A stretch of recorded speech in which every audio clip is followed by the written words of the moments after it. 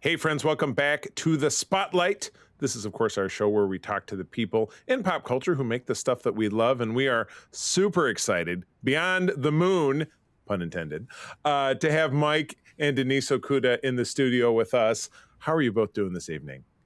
We're doing pretty good. We're doing great, having come off a convention. Oh, With yes, my- you guys were at Vegas this past week, yeah, yeah? yeah, Yeah. yeah. It was great. Yeah, yeah. I've been at that a couple of years ago, and I have this work commitment that prevents me from going back. So, but I love seeing the pictures, and I love seeing how much fun people have. So, Oh, it it's was totally amazing. awesome It was stuff. amazing. Yeah. Well, I've met you guys in the past as we were talking about the pre-roll. I've chatted with you guys on the Star Trek cruise just a few months ago. You guys had a panel where you talked about your individual love affair with Star Trek that obviously led you guys to meet when you both were employees of the organization. And while that was a nice long panel, we don't have that much time to talk. But tell our audience, just kind of in short, how you guys got your start with Star Trek, please. Oh my. My start in Star Trek. I watched it as a little kid, the original series. I was very young, but I got permission to stay up, which was lovely because not in a million years would I realize that as an adult I'd be working on the franchise for many, many years. I actually was an extra in Star Trek: The Motion Picture in Right. 1978. So that was my first dealing with Star Trek. Of course, I was not involved in production at any point at that time, um, but it was an amazing experience. I actually was working as I was in school then, but I was working as a registered nurse, and that's when I was asked to come up. I knew somebody in production. Was asked to come up to speak to the production designer Herman Zimmerman and two of the illustrators Andy Probert and Rick On Sternbach Next Generation. on Next Generation about what my vision of the sickbay in the future would be, being that I was a Star Trek fan and I was also in the medical profession. And so I did that, and then I came up to the art department afterwards and kind of was introduced around, and I noticed this little maquette of Max Headroom. And those of you who don't know who Max Headroom is, look it up. He is way Peter might not. He's young.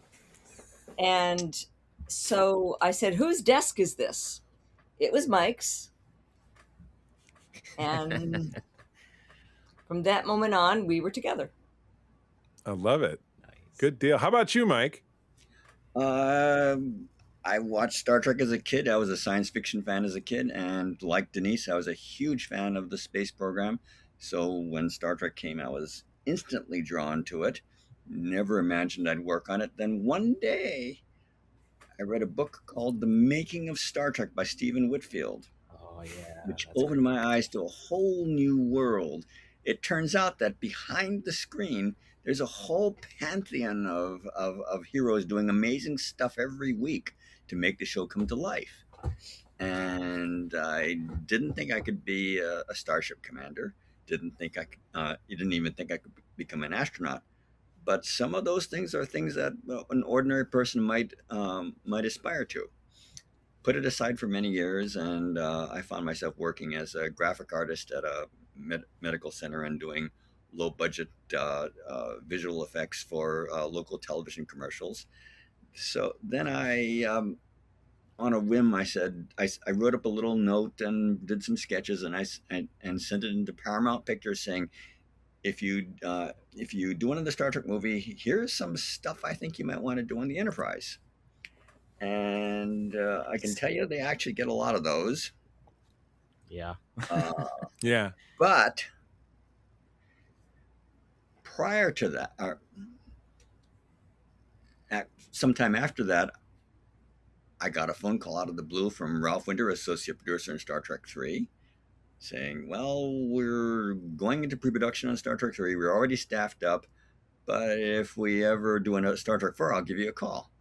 And I thought that was the nicest brush off you can ever get. 2 years later, Ralph calls back and says, hey, we're doing Star Trek 4. Do you want to work on it? And of course, he didn't have to ask twice. Got to work on Star Trek 4, designed all the control panels and the Enterprise and the Bird of Prey and Starfleet Command and those things.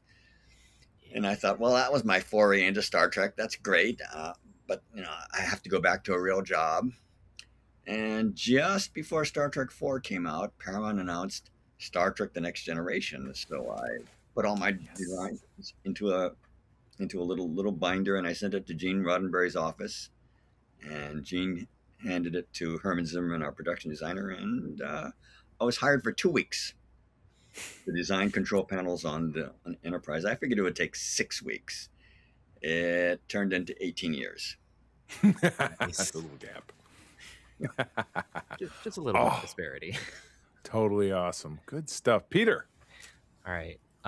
So both of you have worked on so many things on Star Trek, including the Star Trek Encyclopedia, which I found and read cover to cover, basically every single edition. Um, and you were working on a lot of these things like at the same time as the shows, which is nuts. Insane. Yeah. So how Yeah. did you keep up with all of that? And is there one that you're particularly proud of?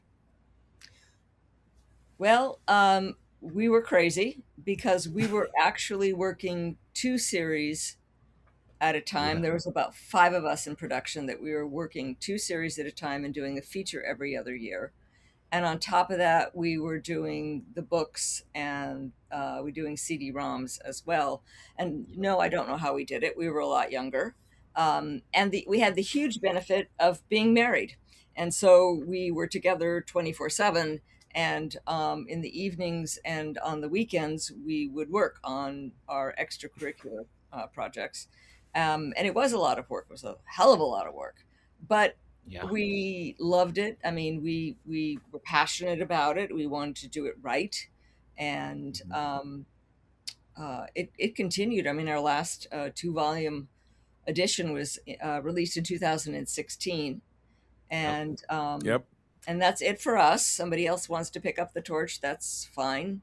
We kind of did what we wanted to do already. It's done, and our favorite probably is The the chronology. chronology. Oh, That one's God, really it's so cool. We great. did the Star Trek chronology, which was like this puzzle, Mhm. and it was really interesting to work on. We had an 18-page guide that we went through as we watched every episode and corrected each script to error. That's what was that's what we went by. What you saw on the screen is what we went by. That's what we called the truth. And Yep. we worked on that, and that was really great. And we amassed all this data, and that's when Pocketbooks said, well, "You've got all this information. Why don't you do an encyclopedia?" And we thought, "How hard can that be?" Very. Very. Yeah. Oh my Nice. goodness, That's great awesome. stuff. So, within the last 5 years, I know you guys were, as you said, you were with the franchise for 18 years. Then that time kind of ended. Then you were pressed back into service. You were pressed back into service with the incredible work on third season of Picard. The recreation of the Enterprise D bridge has blown the minds of anybody who's seen it. Certainly, people who are very dyed in the wool 90s Trek fans like Peter and myself. Tell us the story. How did that come to pass? Well, second season Picard, Terry Matalas, showrunner, brought in Dave Blass as production designer. And Dave is a huge Star Trek fan. And he contacted us and said, "Would you work on it?" And I said, "Well, we're already working on a series called For All Mankind." Oh, such a And classic. so, happy to consult, but uh, we had to decline. So I exchanged a ton of memos with Dave about they were doing the new Stargazer and trying to update the interface style. Yep. And I thought, okay, well, that's great. And then Dave was keeping track. I didn't know this. Um, we wrapped whatever season of For All Mankind on Friday. On Saturday, uh, Dave's messages me. So, and it turns out that back in the day when we were working at Paramount, a television show would generally shoot about 9 months out of the year, 6 to 9 months. And if you add pre-production and post-production, it pretty much keeps you busy most of the year. Nowadays, shows shoot. We were shooting 26 episodes a year then. Nowadays, it's closer to 10 or 12. Sometimes 8.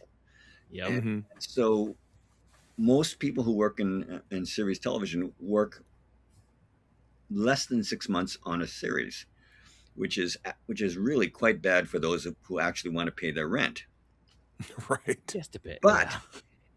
when For All Mankind wrapped, suddenly were available, and with a good chunk of time. So Dave brought us in, worked with art director Liz Klaskowski, and they were obsessive, and it was a joy. But it was during COVID, so we worked from home most my gosh. of the time. We did not go into the studio. I think we only went a handful of times, and it you had badges that were specific to who could be on stage and who couldn't be on stage. We had the same thing on For All Mankind. We wore badges that said, A or something like that. That meant we could go on stage and be with the actors. There's a B. That's there you go. hard. So we were not allowed to be on stage with the actors. We were on stage to do some work. And when it came to the recreation of the Enterprise D, we were able to go on stage. But again, we did most of our work from home. Interesting thing about that, for me personally, I spent a lot of time on the bridge during production of Next Generation, but I kind of, like a lot of people, I was kind of blasé about it. I'm going, okay, let's get it right because we need to get it right. But I'm kind of ambivalent about it.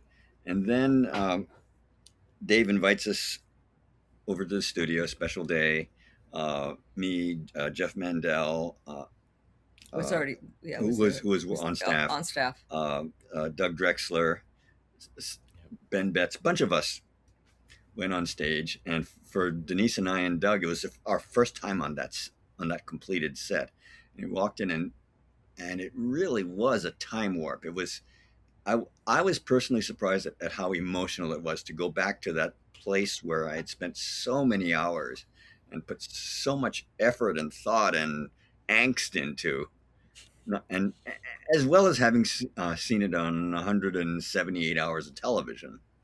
Yeah. So it was a remarkable experience. And then to see when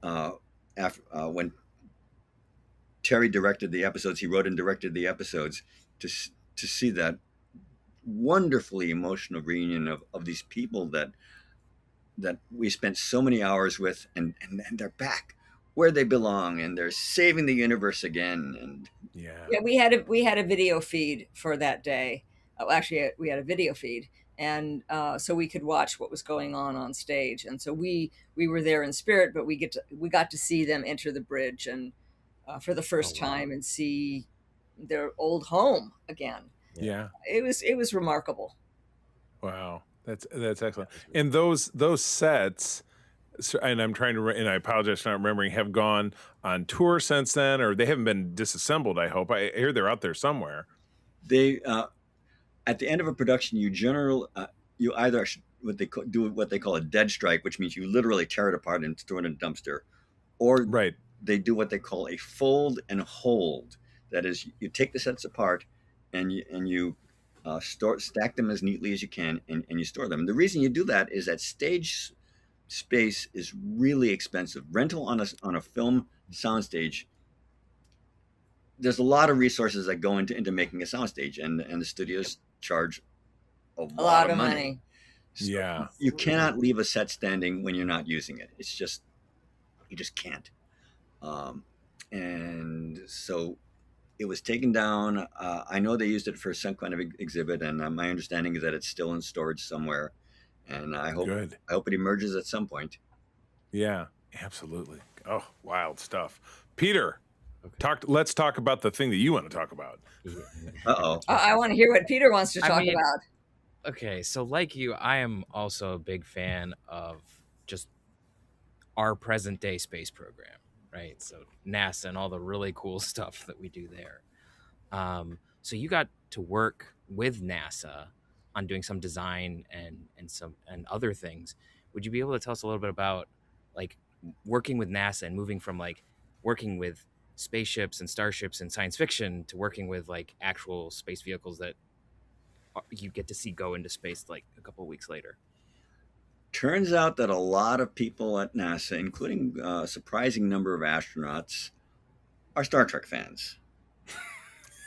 Oh, So every once in a while, we get an email from someone in some place in NASA and say, "Hey, would you design a department logo or a mission patch for us?" Mm-hmm.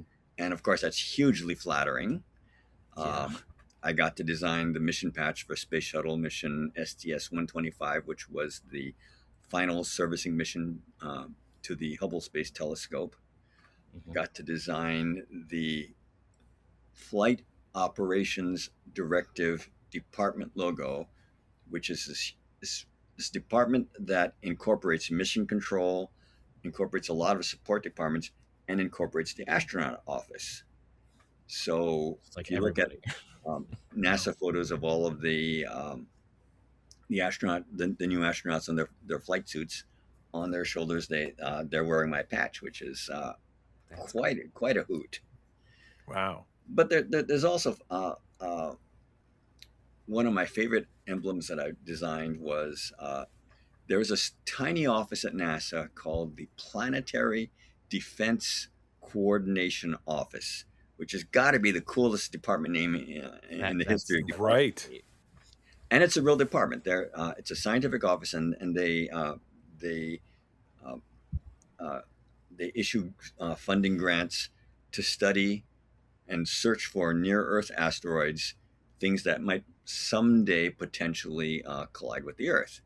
And while the risk of collision this year or next year is really quite tiny, over a period of a lot of years, it's practically inevitable.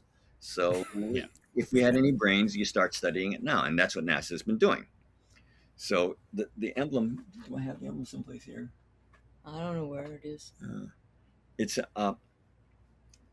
a shield against a night sky with an armored medieval knight holding a staff and with a telescope looking out in the cosmos, looking for danger.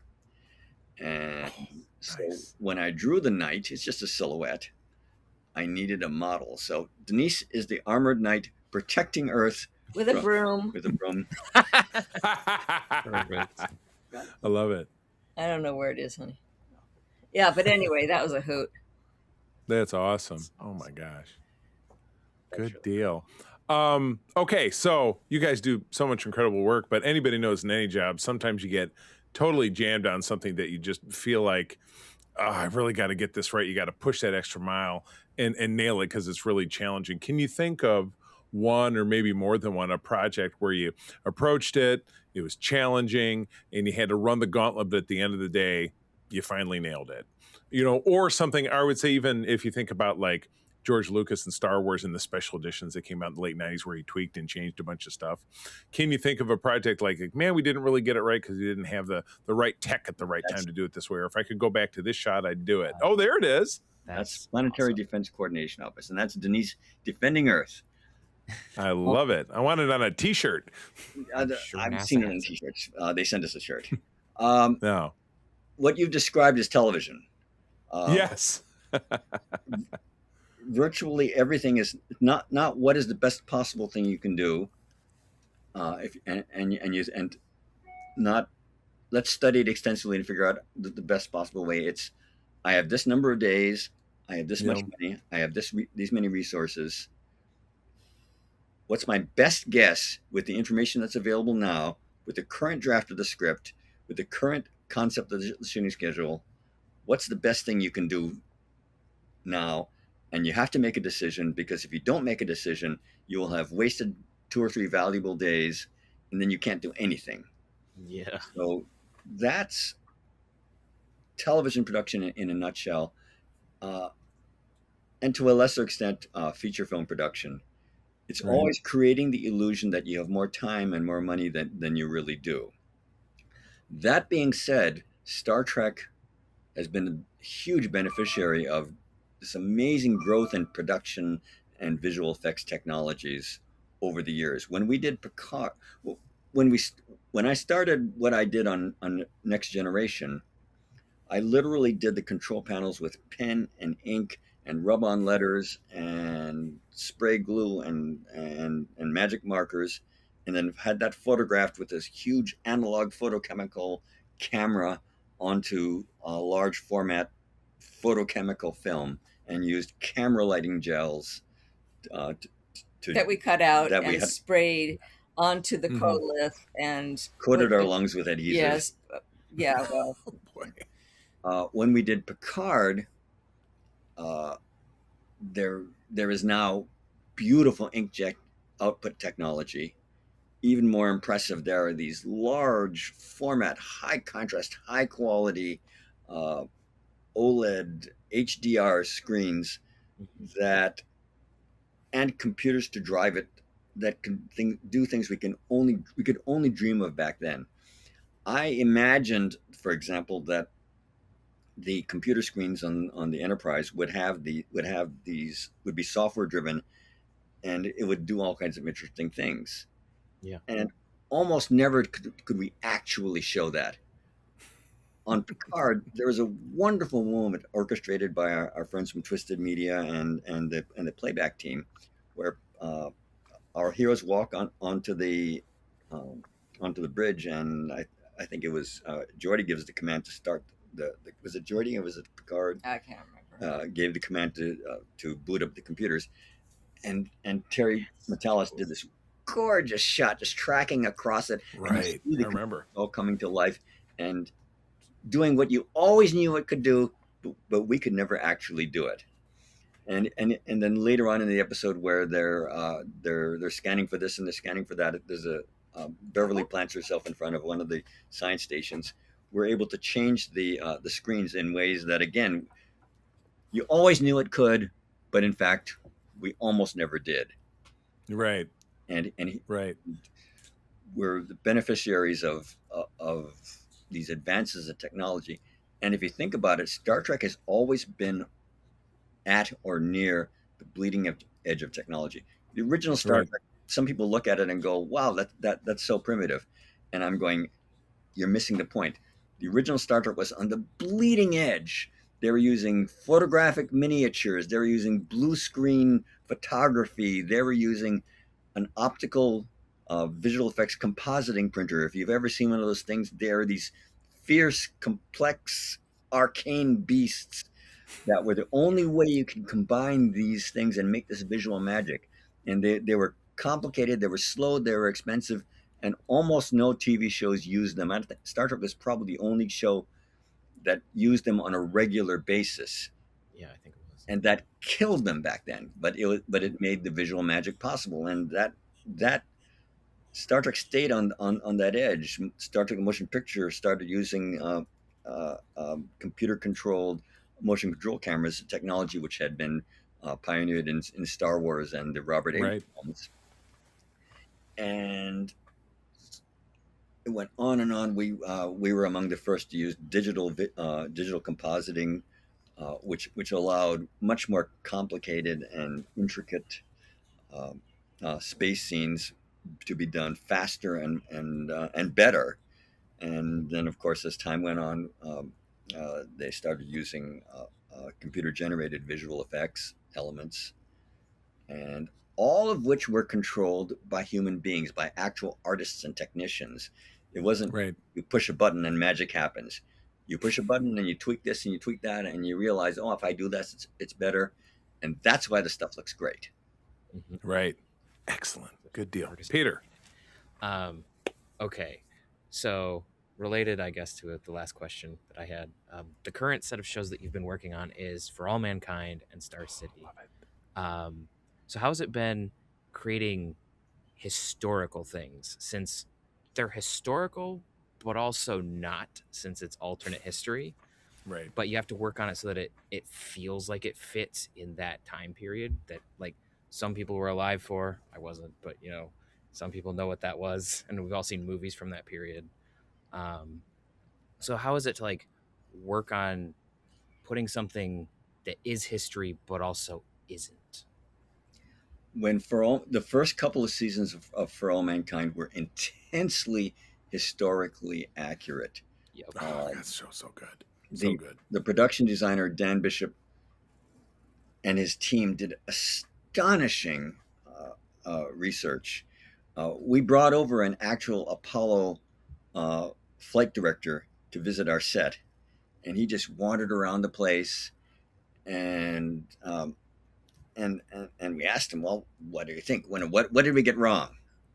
And he pointed to the ceiling. He pointed to the air conditioning vents, and he said, well, in the real mission control, those vents were covered with cigarette smoke. And so accurate was that set. And we're both space geeks. We love that stuff. So to get to hang around Oh yeah. for weeks in mission control as Apollo 11 is landing on the moon, and as Apollo 25 is doing amazing things, was Yep. was just Yeah, and the thing is, we did not work in the art department. We were tech consultants. I worked for a while at the Art Directors Guild at my union, and I would see projects in development come in.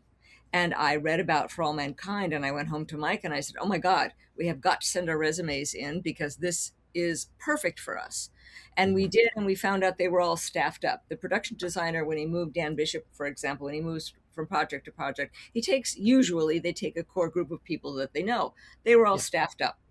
So we were very disappointed, but that's the way it works. And then we got a call from Steve Oster, who is a producer on Star Trek Deep Space Nine that we worked with. And then we got a call from Ron Moore, who worked on, Star Trek, and then he created Battlestar Galactica, Yep. and now, Big hero of ours. yeah, Big hero. yeah, For All Mankind. And he said, "Hey, how would you guys like to come work on this show and work as, I know that Mike was a tech consultant on Trek, and I know you guys are both space geeks. Why don't you come on board and be our technical consultants? You'd be reviewing scripts and rough cuts, and then you'd also be on stage when we're in a tech set, advising the actors, sitting behind, the director and the script supervisor, providing context, providing, which button do they push in mission control, which we actually had to research and know. We had to know which buttons to push in the command module, which buttons to push in the LEM. Um, Mhm. so it was a very challenging, especially the first couple of seasons were very challenging, but it was a blast. one of the things.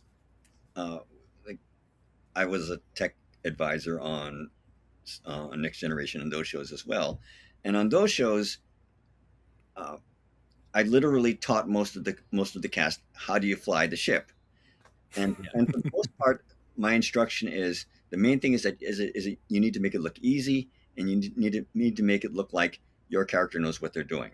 Beyond that, the panels are software defined, so the button you hit is the correct one. It does, Right. in other words, it really doesn't matter as long as you do it with authority. Yep. And that's what I told that to almost every cast, except for Patrick Stewart, who insisted on knowing which button do I push. With the little buttons he had on the Yeah. sides. Yeah. No, a couple times he flew the ship, Yeah, it's a couple. Right. so he would haul me down to the set and say, what do I push? That's And funny. I've never heard that before. on For All Mankind, there really is an Apollo capsule. There really is a mission control, and worse than that, there are people who actually know what button do you push to Yep. for SCE to auxiliary, and you Mm.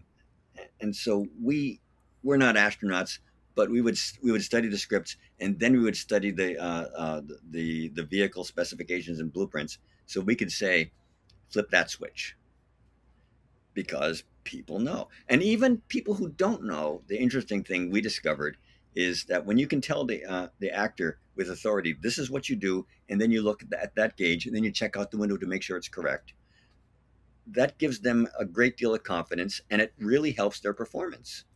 It does. Yeah. That's fantastic. Oh my goodness. Well, you guys, we're at about time here, but this has been absolutely incredible. Thank you for sitting down with us. What are you guys working on right now that we can tell the world about? We are in post-production for the 6th and final season of For All Mankind. Such a Uh, big fan. it's a wonderful thing when a show knows when it's going to come to an end, because then the writers and producers and directors and everyone can build toward that, and we're pretty excited about it. Yeah, and we worked on Star City as well, which was another amazing show showing Mhm. the other side, the cosmonaut side, the Russian side, and we're hoping it'll get picked up for season 2, but we don't know. But Awesome. And right now we're working on and have continued to work on a project called the Roddenberry Archive, Oh yeah. oh yes, which is love kind it. of another dream come true. It was created about 5 years ago by Rod Roddenberry, Gene Roddenberry's son, and his Great guy. boyhood best friend, Jules Urbach, who is the CEO of a cloud computing company by the name of Otoy. And we are supervising artists from all over the world who are recreating um, Gene Roddenberry's vision in sets, in spaceships, and costumes, in a lot of stuff. Yeah, we're also doing a whole bunch of short documentary and interview videos, as well as a frankly amazing series of short concept videos set in the Star Trek universe. Oh yeah. It's all available for free at roddenberry.x.io. Please check it out. We're very proud to be associated with these people, and they've done some amazing stuff. You can wander around virtually every starship bridge. Most of the ships have been recreated, and they're adding more ships all the time. Walk down Yeah. the promenade from Deep Space Nine. It's really, really, it's absolutely amazing, and it's free. Go to the website and play. Mhm. On Better believe it. Yeah. Star Trek 4, we built almost the entire Enterprise A bridge, but there were basically two shots on the bridge, and they're both in the same direction. So 80% of the bridge you didn't see, but I had fortunately saved most of the art from that bridge. So the Roddenberry Archive team recreated that entire set as it was built, as it would have been had you stood there. And when Star Trek 4 was shot, that scene was top secret. So I was the only Star Trek fan on the bridge when they shot that. Now you can be there too. Oh my God, it's great. And we'll have all of this in the show notes. And I have poked around that myself, and it's been a while, but I'm going back. And we've had Rod on the show with us. What a great guy. And I got to hear him talk on the crew. So I love the Roddenberry Archive. We will promote the heck out of it. But you guys, thank you so much for being here with us. We are just incredibly grateful and such enormous fans of everything you guys have done. So this is a real honor for Peter and me. Well, thank you. This has been fun. Thank you so Thank you much. for including us. And Appreciate it. as we wrap up, Patrons, please remember or regular listeners, please check us out at patreon.com/Secret Friends Unite, where you can find all of our great spotlight interviews, including our incredible conversation with Mike and Denise Okuda. You guys have a great night. Thank you so much. Take care. Bye bye. This podcast is part of the Secret Friends Unite podcasting network, available on Apple Podcasts, Spotify, and podcast services around the galaxy, as well as video on our YouTube channel. You can support Secret Friends Unite by becoming a Patreon member, get bonus programs and more over at patreon.com/secretfriendsunite. Join our Discord community for even more discussions on all things geek. For all the latest updates on Secret Friends Unite, make sure to follow us on Threads at secret.friends.unite and visit secretfriendsunite.com. Find our merchandise at TeePublic and Redbubble. Thanks for listening, and may the Force live long and prosper.